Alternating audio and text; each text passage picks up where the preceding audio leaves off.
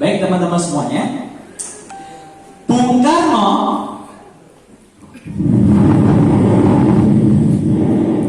pindah ke Museum Negeri di Meksiko. Meksiko itu mana mas?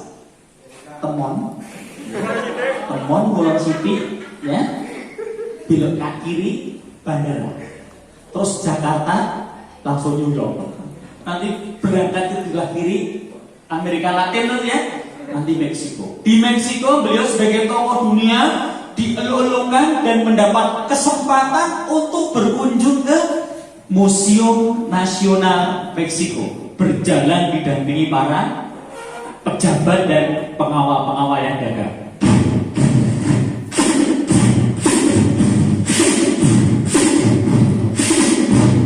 Gagah dengan tongkat komandonya, pakaian kebanggaannya, peci khas Indonesia ya, yang merupakan modifikasi peci Mesir itu ya. Pak Karno tertegun sejenak. Di gerbang museum itu ada sebuah tulisan yang sangat membekas kesannya. Apa tulisannya? Ambiar. Itu di kaos-kaos atau di truk. Tulisannya berbunyi Historia Vitae Magister. Apa kira-kira Mbak artinya?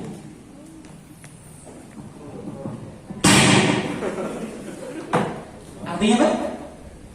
Historia artinya sejarah. Vitae vitamin. Vitae itu hidup. Magister artinya magister, master, guru.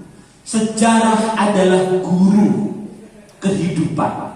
Siapa yang bisa belajar dari sejarah, maka ia akan hidup dengan kehidupan yang sebenar-benarnya. Belajar sejarah itu seperti Dian Arjuno mentang langkap ngembat marastor. Nanti kan pun almarhum Mbah Sugito ya. Seperti kesatria yang mengangkat gendewa, menarik tali, disematkan anak panahnya. Siapa yang semakin kuat menarik ke belakang, makin jauh luncurannya ke depan. Seperti itulah orang yang belajar sejarah. Bukan hanya belajar, tapi menghayati. Seakan-akan dia hidup pada masa itu. Di benaknya seperti film yang hidup. Dia mengambil pelajaran dari sejarah. Itu seorang yang belajar kehidupan dari sejarah. Seperti orang menarik panah melesat jauh. Semakin jauh kita menarik ke belakang, makin jauh luncuran capai tujuan ke depan. Jadi penting sekali untuk belajar sejarah. Hari ini kita bukan hanya belajar sinau tentang data, fakta, tanggal, siapa tokohnya, tapi berusaha untuk learning by doing, belajar dengan melakukan. Bentuknya adalah nanti kita psikososiodrama kolosal yang Anda praktek, Anda mainkan, rasakan detik-detik, menit-menit yang kita gunakan untuk terlibat dalam kegiatan ini ya. Semoga Anda semua jadi orang sukses, jadi orang kaya, orang bermakna, orang yang kemudian bisa menjadi contoh bagi keluarga, masyarakat, dan masyarakat luas Indonesia semuanya. Amin ya robbal alamin. Nah teman-teman semuanya, itu penting pelajarannya. 17 Agustus 45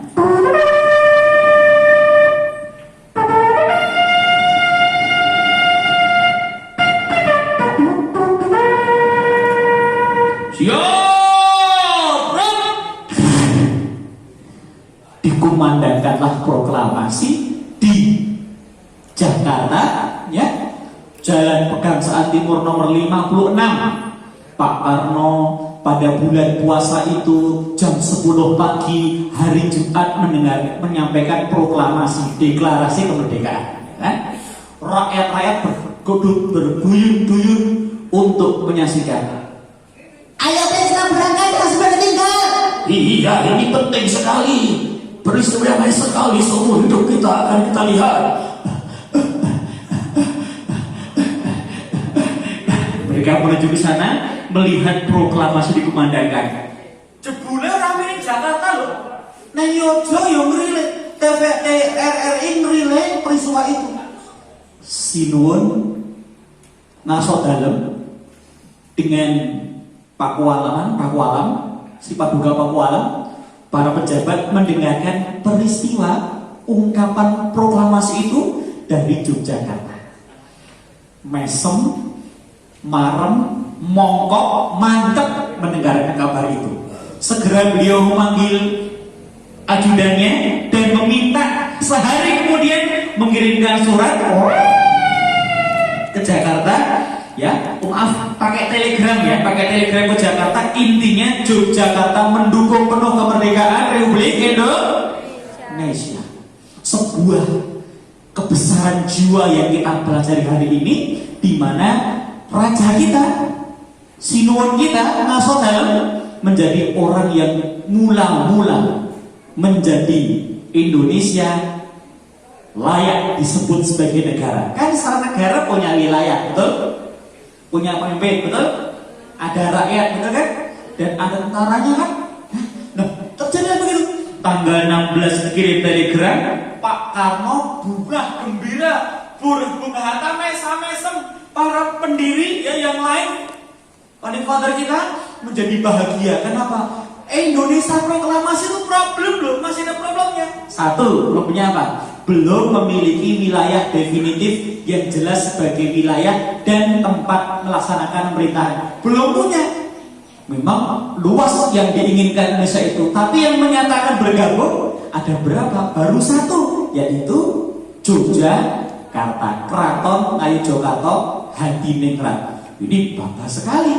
Segera ya dikirim surat balasan dan tanggapan dari Jakarta. Saya bacakan tanggapannya Jakarta. Seperti apa? Piagam penetapan. Kami, Presiden Republik Indonesia, menetapkan ingkang sinuwun Kanjeng Sultan Hamengkubuwono Senopati ing Ngalogo Abdurrahman Sayyidin Mertogomo Khalifatullah ingkang kaping 9 ing Ngayogyakarta Hadiningrat. Pada kedudukannya dengan kepercayaan bahwa Sri Paduka Kanjeng Sultan akan mencurahkan segala pikiran, tenaga, jiwa dan raga untuk keselamatan daerah Yogyakarta sebagai bagian dari Republik Indonesia. Jakarta, 19 Agustus 1945, tertanda Insinyur Soekarno. Titik ya Pak ya, jangan diambil. Majalahnya kayak artis ya. Makanya grogi saya. Apa kabar Soimah? Sehat.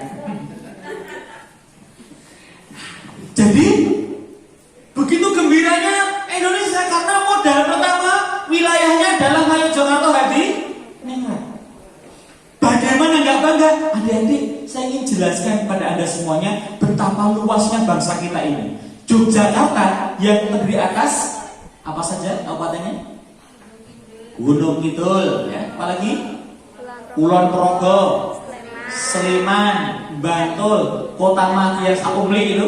Ternyata 5 kota kabupaten itu seluasnya toh, jebule luas itu sama dengan satu negara di Kaukasus namanya Georgia, dekat Uni Soviet, ya. Sak Kulon Sentulu. Sak Pole ya. Ternyata luas Jogja sak Georgia. Solo Raya, yang namanya Solo Raya, Boyolali, Klaten, Surakarta, Karanganyar, Sragen, Wonogiri, itu luasnya sama dengan sebuah negara di Eropa namanya Luxembourg. Jadi itu sebuah pulau gede ya, nggak main-main. Jogja itu nggak main-main, luas banget. Apalagi yang namanya dari Sabang sampai Merauke, sambung menyam menjadi satu. Itulah Indonesia tanah airku. Aku berjanji padamu menjunjung tanah airku Indonesia. Sabang tekan Merauke. Ternyata kalau panjenengan numpak pesawat Boeing 747 dengan kecepatan 800 km per jam, Sabang Merauke itu butuh waktu 9 jam non-stop. Sama dengan melewati 20 negara di Eropa. Gede banget Indonesia. Nek itu tekan lor Rotenia ngas ya. Itu tuh terbangnya 4 jam sama dengan melewati 9 negara di Eropa. Jadi sak Jogja saja sama dengan negara di Eropa. Jadi begitu bahagianya Pak Karno, Pak Hatta dan seluruh tokoh besar kita, pendiri bangsa kita ini dengan masuknya Jogja sebagai wilayah Indonesia, Republik Indonesia. Maka tanggal 19 kemudian langsung dikirimkan tanggapan sekaligus Jogja ditetapkan sebagai wilayah NK, wilayah RI. Kapan waktunya? 19 Agustus dino Minggu pas pelantikan Presiden dan kabinetnya Pak Karno. 2 hari kemudian. Alhamdulillah. Tanggal 5 September yang kita hayati hari ini, kemudian di depan rakyatnya setelah menerima tamu-tamu dari Jakarta termasuk Presiden, sidang beberapa hari, rapat yang berkelanjutan, maka Sri Sultan Hamengkubuwono menyampaikan amanat berupa maklumat 5 September yang isinya satu, Kerajaan Yogyakarta merupakan daerah istimewa dari negara Republik Indonesia. Jelas? Jelas kok jelas? Halo, masih hidup? Oke, daripada agak bingung, silakan saya menikmati konsumsinya. Mari deh, silakan. Saya udah habis. Saya sadar wajah saya kalah menarik dibanding dos itu ya. Kepada yang snacknya nggak dimakan, nanti snacknya boleh dibawa pulang seperti biasanya. Karena manfaat jilbab untuk bungkus konsumsi ya. Itu baru mau gimana? Jangan lupa doanya. Doa makan gimana? Allahumma inni a'udzubika minal khubuthi wal khaba'ith. Kalau doa ke WC gimana Mas? Allahumma barik lana bima razaqtana wa qina adzabannar. Pinter nang TPA nanti ini. Betul salah? Betul kok limbangan WC? Ngobrol-ngobrol ya. Jadi Kerajaan Yogyakarta merupakan daerah istimewa dan negara dari negara Indonesia. Yang kedua, semua urusan pemerintahan daerah istimewa Yogyakarta dipegang oleh Sultan. Yang terakhir, Sultan bertanggung jawab langsung kepada Presiden Republik Indonesia. Jadi, seko awal tengah akhir nanti Gubernur Sultan wakile Pakualaman. Ada bisa Mas? Bisa. Nek jenengan dipek mantu Sultan? So putune kan jadi siapa tahu nasib berpihak pada kita tuh kira besok nanti jadi jadi menantunya Sultan, kemudian cucunya jadi ratu, masnya babnya juga begitu. Siapa tahu kita bisa, tapi itu hal yang paling penting adalah menyadarkan kita betapa monarki Yogyakarta berkontribusi pada Republik Indonesia. Ternyata tidak mudah teman-teman semuanya. Baru 42 hari Indonesia merdeka, Belanda, Inggris, dan Perancis membuat kesepakatan Civil Agreement Affair. Intinya adalah Inggris dan Perancis pengen Belanda jajah meneh. Dan hari itu hari yang horor.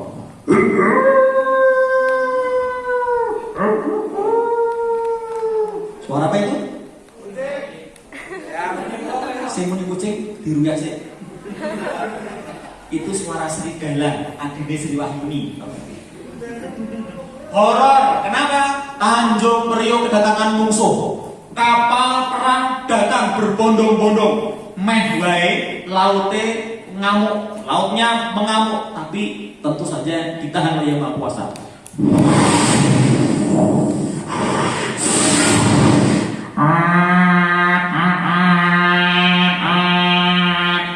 Tanjung Priok itu luas sekali dan kokoh ya. Kalau Adikarto mbuh dadi urut saja. Belum ya pelabuhannya ya. Di atas kapal itu ada ribuan tentara. Jangan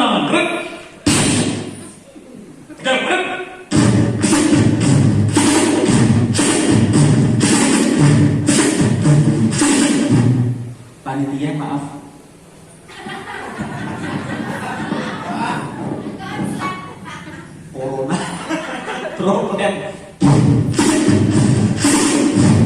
Dengan senjata, dengan pansel, tank yang berjajar, mereka bongkah mengatakan, kita akan taklukkan Indonesia yang baru saja proklamasi ini. Sambil minuman keras, es balok.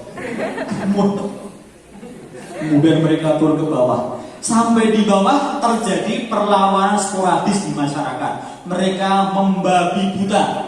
Berarti ya, membabi buta menyerang siapa aja yang temui.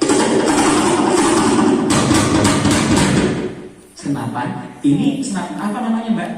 Jangan dulu. Jenengan katarak kok, Mas. Mau diperiksa. Nek M16 ya, suaranya begini. Saya pernah megang M16, pernah pistol juga anak 47. Bunyinya begini. Kalau pistol tung. Kalau AK-47 sekali panderima. Di awal-awal pelatihan menembak itu saya nggak lepas jari itu, jadi sempat kecelakaan di nembak untuk nggak kena orang. Itu suaranya. Nah, singkat kata, Istana Negara jadi bingung, kabinetnya kacau, rakyat gelisah. Ternyata sudah merdeka, nih jebule tesnya tekan musuhe. Ditambah Belanda, Inggris lah, Perancis. Nah, ini kan bikin masalah baru. Sri Sultan kembali menunjukkan kebesaran jiwanya, kecerdasan strateginya. Beliau mengirim surat ke Jakarta meminta agar dipindahkan ibu kotanya dari Jakarta ke Jogja. Agustus, September, Oktober, November, Desember, 4 bulan di Jakarta ya. Tanggal 23 berangkatlah Pak Karno dengan kabinetnya numpak sepur.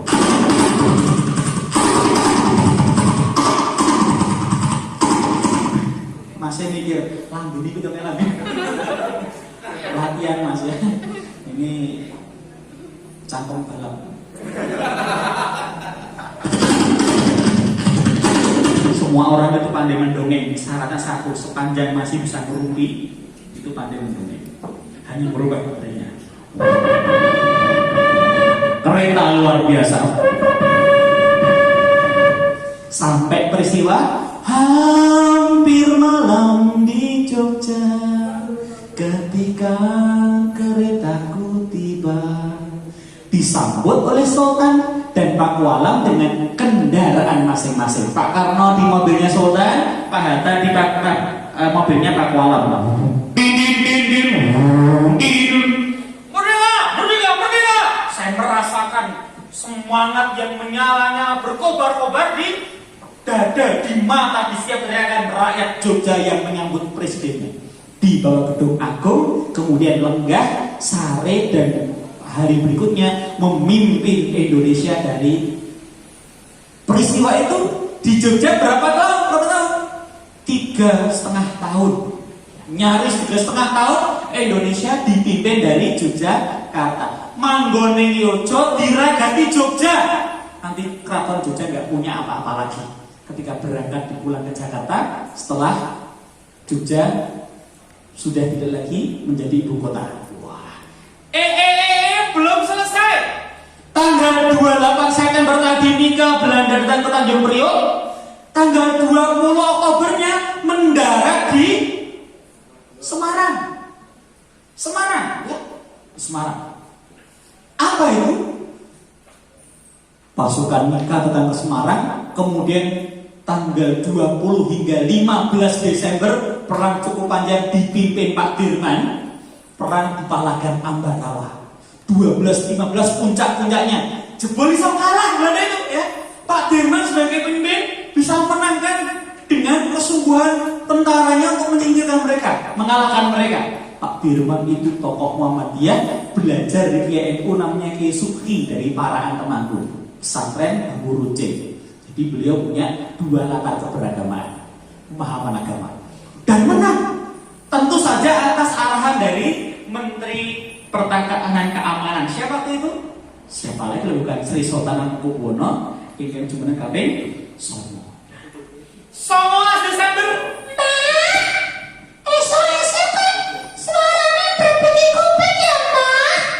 Sik, dono sapa kae?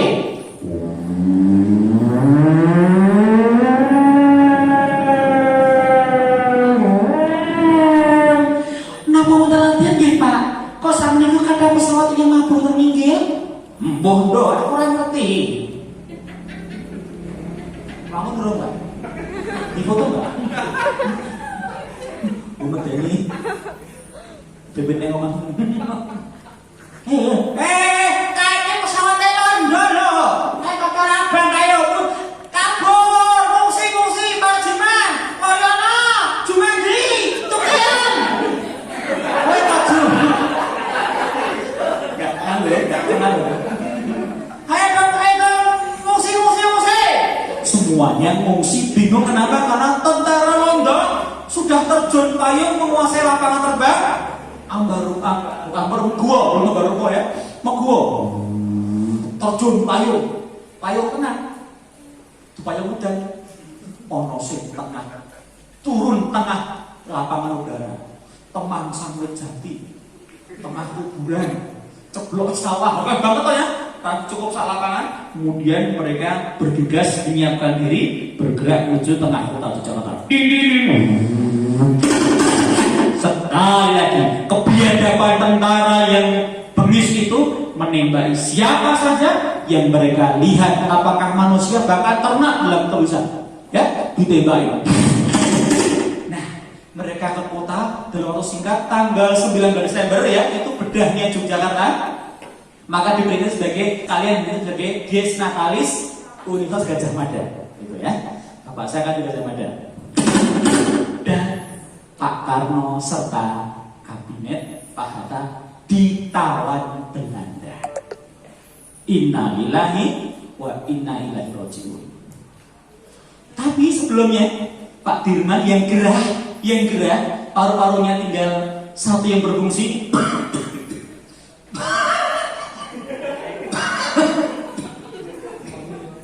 Kayak gamu ya. Dari rumah dinasnya di mana Widoro Lempuyangan, kemudian kalau itu kantor kantornya di Bintaran, udah berangkat ke Istana Negara Gedung Agung, matur Pak Karno, kami berharap Pak Duka berkenan memimpin kami gerilya. Pak Karno mengatakan tidak, Pak Dirman, tadi malam kita sudah musyawarah, kami akan menghadapi mereka dengan diplomasi, dengan diskusi dengan mereka. Semoga kita berhasil di sini. Tapi ternyata mereka nggak mau diskusi, maunya menangkap. Pak Karno ditangkap, demikian juga Pak Harto dan yang lainnya. Pak Dirman, kamu saja yang berangkat gerilya. Tapi ingat, jangan perang dalam kota. Mereka lebih siap, lebih lengkap.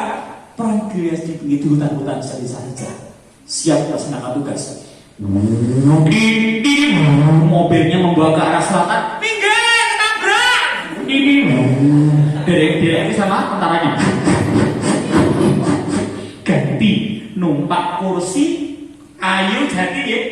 Jadi apa ya? Kayu pokoknya dikasih pring, diangkat dengan tandu. Jangan bayangkan jalan aspal. Oke, warungan ringan. Cilok kodong-kodong. Waktu itu masih harus jalannya dan saya itu pasir batu ya. Kemudian alas, kemudian juga agak sepi, ke Bantul, kemudian naik ke Pelayan, kemudian ke Bedoyo, Pracimantoro, numpak mobil sebentar, kemudian ke Wonogiri, ke arah Ponorogo, Trenggalek, Tulungagung, sampai di Kediri. Kediri aja, saat jalan diintai dan diikuti oleh pesawat Belanda yang akan membom Pak Dirman di mana aja keberadaannya. Sampai Kediri munggah Gunung Wilis makanya dalam keadaan sakit yang amat berat. Dari awal gerilya sampai selesai nanti 7 bulan beliau bergerilya sampai di gunung dalam keadaan yang besar begitu. Nah, sudah mereka mengatakan kita telah menang. Presiden mereka ditangkap, TNI sudah tidak ada lagi. Mereka hanya ekstremis pengacau yang tidak artinya. Dan dunia akan mengakui kekuasaan kita. Jari Omodo ternyata. Waduh, ini ada kesempatan bagus di mana Menteri Pertahanan melihat di akhir bulan Februari pengamat perdamaian dan konflik di Indonesia UNCI yang dibentukkan PBB akan bersidang, harus membuat sebuah kejutan. Apa kejutannya? Wong bumbung, mercon bantingan. Ternyata harus ada. Beliau berpikiran harus ada serangan yang menunjukkan bahwa TNI masih ada. Berarti Indonesia masih ada. Loh, selama ditahan presiden kita terus kemana pemerintahan? Dijalankan oleh PDRI di pada daerah pemerintah darurat Indonesia di Sumatera Barat. Tentu saja sifatnya darurat ya. Tapi ada keberlangsungan itu. Tak lama kemudian teman-teman semuanya, Pak, si Kanjeng Sultan kirim utusan Gunung Wilis untuk apa? Memerintah Pak Dirman menyiapkan sebuah serangan yang sifatnya umum menyeluruh agar menunjukkan ke dunia TNI masih ada, Indonesia masih berdiri melawan. Dan Pak Dirman dawuh kepada Huta Galung dan beberapa bawahannya untuk menyiapkan rencana seperti apa. Kemudian beliau turun dari Gunung Wilis ke barat ke arah Madiun, kemudian ke Magetan, ke Karanganyar, Sukoharjo, Klaten, mundur ke Yogyakarta. Tahu nggak berapa kilometer yang terjadi? 1009 kilometer gerak yang dilakukan. Jenengan pelaku setino 10 kilo kiat banget. Saya ini diwajibkan sehari 10 km jalan kaki. Jadi jalan kaki 10 kilo. Untuk apa? Agar kakinya terbiasa kuat ya. Dan masa corona ini saya manfaatkan untuk olahraga dengan jalan kaki.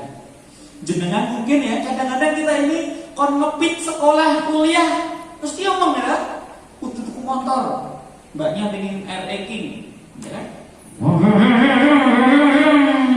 Atau GL Pro genjot langsung protol. Kesan kita nggak mau jalan, penyakit orang sekarang itu kebanyakan karena kurang gerak ya kan? Maka harus banyak gerak. Apalagi saya sudah semakin tua begini nah. Sudah 46 tahun tadi ya. Jadi harus banyak gerak. Jalan kaki sehari 10 km. Lari setambah dengan itu. Ahli disiapkan sebuah serangan yang menyeluruh yang didesain untuk mengejutkan dunia. Mulailah para prajurit bergerilya yang ada nanti. Ada yang nyari jadi tukang sate. Sate. Ada yang dodol dawet ya. Cendol dawet. Masuk kota. Ada yang jadilan, ada yang gerobak, sopirnya namanya Air. Trailer, nggak enak saya ngomong yang kotor. Apalagi ada yang ledek mungkin. Pokoknya masuk ke kota Yogyakarta, pedagang kebanyakan atau petani, kemudian menyiapkan diri pada posisi masing-masing. Selain yang di barak khusus, dalam keraton juga udah banyak sudah begitu banyak orang yang disiapkan, termasuk istri Pak Dirman yang disembunyikan di keraton agar tidak menjadi sasaran intaian orang Belanda yang mungkin akan mengganggu perjuangan Pak Dirman. Itu loh yang nyopoti gelang, yang nanti semua diberikan untuk bekal suaminya untuk jihad, berjuang di peperangan gereja itu. Siap-siap. Satu malam orang Belanda mabuk. Minuman yang paling mahal mereknya Jelger, jelantah goreng. Oli. Kabarnya tentara Indonesia akan menyerang kita. Ini pikiran bodoh. Pimpinan mereka sudah ketahuan apa yang bisa dilakukan. Ternyata pagi itu sudah bersusun-susun pasukan yang akan melakukan penyerangan. Ketika pagi tiba menjelang, ada beberapa kawasan yang melakukan serupa. Iya Mas, di Lembuyangan, Giwangan, sama iya kota ya, Ngasem ya. Pagi subuh jam 6.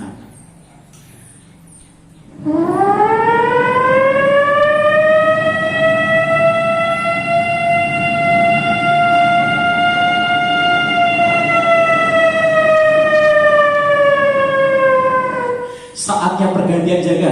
Ayo kita siap-siap untuk berganti dengan tim yang lain.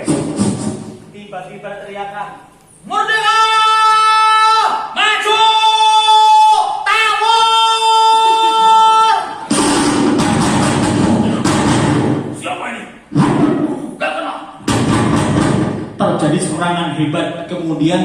orang Belanda kocar kacir ketakutan. Siapa mereka ini? Mereka dahulu kaget, nggak menyangka serangan sepagi itu terjadi. Bukannya Belanda, Sri Sultannya kaget toh. Pak Harto bingung, Pak Jenderal juga bingung kenapa? Loh, saya kira siapa kayak? Kan janji serangannya tanggal 1 Maret, kok tanggal 8 Februari serang disik? Rupanya ada yang salah tanggal. Saking sagepe. Gasik banget loh. Tanggal 8 serang ternyata pasukan yang dipimpin oleh Pak Komarudin. Yang nama Pak Komarudin itu kemudian diabadikan di sebuah masjid namanya di Komarudin di Suryo Hiliratan. Masjidnya bagus, lantai 3. Surah maju. Terjadi serangan, tapi ya nggak sebesar yang diharapkan kan. Wah, orang Belanda juga tergopoh-gopoh menanggapinya ya. Kemudian, kon mundur. Sultan dan pemimpin yang lain mengatakan mundur. Durung wayai. Ada urusan datang mendekat. Pak Komar, mundur. Leperan sesok. Mundur sana iki taruh oli kor Pak. Sesok kok. Enggak Pak, mundur. Aku mundur alon mesko sadar salah tanggal. Wabur pasukannya Pak Komarudin. Tapi Pak Komar tanggung jawab ya, pasukannya lari ke belakang, dia masih di belakang. Dia main belakang, konon kabarnya dia punya ilmu yang tidak tegas kulitnya oleh serangan peluru atau senjata. Orang Belanda terkekeh-kekeh. Hanya segitu TNI. Kita menang, habislah Indonesia. Kabar sampaikan ke negeri benda kita. Mereka pesta pura, senang sekali dengan peristiwa itu. Wah. Padahal hikmahnya adalah membuat orang Belanda besar kepala, meremehkan TNI. Padahal itu hanya sebuah kejadian yang di luar skenario dugaannya. Pasti ada hikmahnya. Pada hari berikutnya adalah hari tunggu-tunggu. Pada malam hari para ibu-ibu, orang-orang tua berdoa tirakat ndongake rencana peperangan besar besok pagi. Orang-orang tua menasihati anaknya, "Kowe aja menemen wae, kowe kudu melu cawe-cawe." Sampun apa Mbah? Mau nggo pacul apa nggo wajan? Sing penting nek kok jane ning omah turu weanan wae los gol. Jadi sama gitu ya. Pokoknya malu kalau nggak berbuat tuh malu. Jadi beban dan nggak berbuat apa-apa. Mereka siap-siap. Malam itu mencekam, ya, tapi sudah wis pasrah. Pasrah Gusti Allah sampe alam hati dadi Banten ning Banten syukure negaraku Indonesia iki diikhlaskan dopang pamitan. Kenapa? Besok belum tentu dia pulang dalam keadaan utuh atau masih punya nyawa. Pak Bima.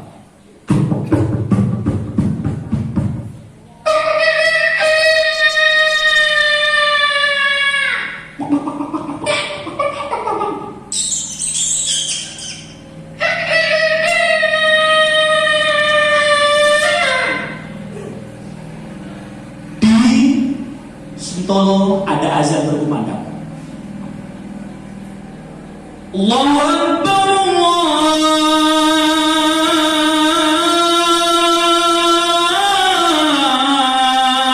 Allahu Akbar. Neng kokap ada azan.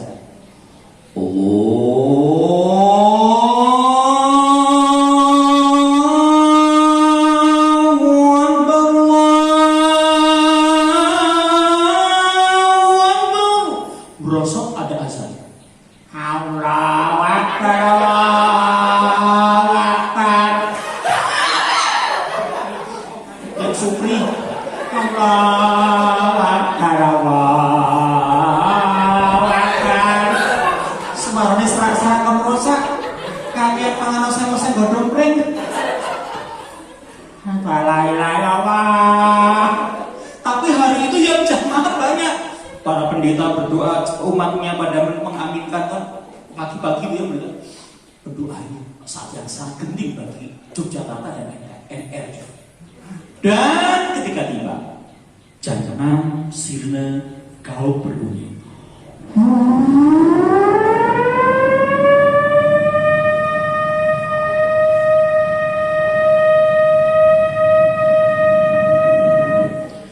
6 jam berlalu kemudian, jam 12 siang, Yogyakarta telah dimenangkan oleh Tentara Nasional Republik Indonesia. Serang! Berdua! Maju! Bancaan!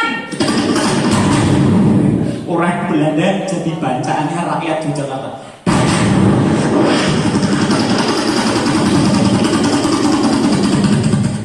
Belum ada helikopter mas ya? Ada yang silat. Jurus nogo nyolong kupat. Ada yang pedang. Teng. Wow! Sobek bajunya, kulitnya panah. Ninjeng. Nancap gerobak mie ayam. Rakno pakai tombak. Pas pintu WC. Masih yang jeruk, kaget aku. Pokoknya perang itu seru banget dan membuat mata dunia terbuka. Kenapa? Ternyata TNI dengan kota besar 6 jam bisa menang Jakarta. Tapi jangan lupa di ujung di pintu-pintu Warna Jogja juga ada yang berjuang sangat luar biasa. Dikerahkan semua tenaga pikiran dan kekuatan di Bantar, di Kerasak, di Mabuo, dilakukan pencegatan Belanda dari Purworejo, Magelang atau dari Klaten, Solo. Dan yang di Sentolo itu mungkin adalah salah satu orang di antara kakek buyut panjenengan semuanya. Dan negara kita sekarang ini, Jogja ini, setiap sentimeter tanahnya adalah buah dari keringat, darah, air mata, dan jerih payah leluhur kita yang memperjuangkannya. Selamat menikmati psikososial drama kolosal yang akan dilaksanakan sebentar lagi, dan jadilah orang-orang besar yang kehadirannya bermanfaat bagi banyak orang. Terima kasih ya. Wassalamualaikum warahmatullahi wabarakatuh.